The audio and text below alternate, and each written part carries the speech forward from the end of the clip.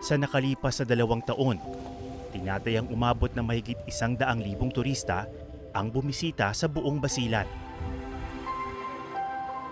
Bagamat malaki na ang ipinagbago ng probinsya, patuloy pa rin daw ang trabaho para mapanatili ang kapayapaan sa kanilang lugar.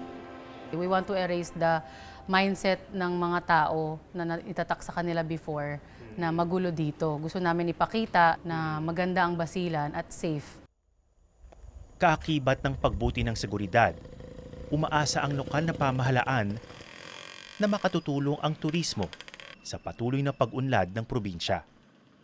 Nakaka-provide po tayo ng trabaho, just like sa mga bangkero natin, yung sa mga tour guides natin, yung mga nagbebenta ng ating mga delicacies, yung weaves natin, tulong na rin po yun sa kanila for their income every day.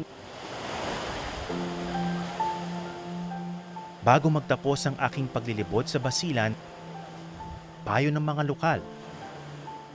Huwag kong palampasin ang isla na kung tawagin ay Malamawi.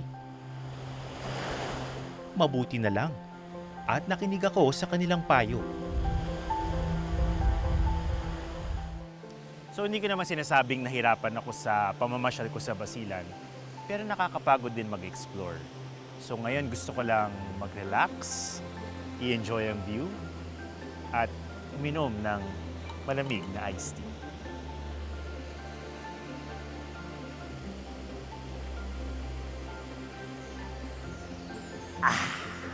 Joke lang!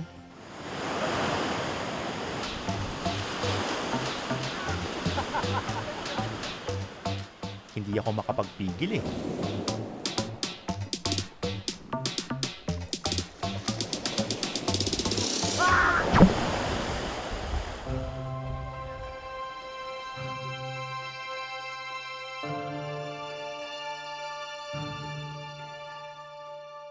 Sa mga puok na minsang nakubli sa marami, unti-unti nating natutuklasan ang mga kwentong matagal nang naghihintay na marinig.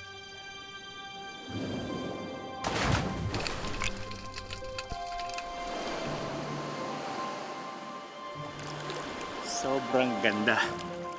Mga kwento ng kalikasan, kultura, at ng mga taong patuloy na nagbibigay buhay sa kanilang lugar.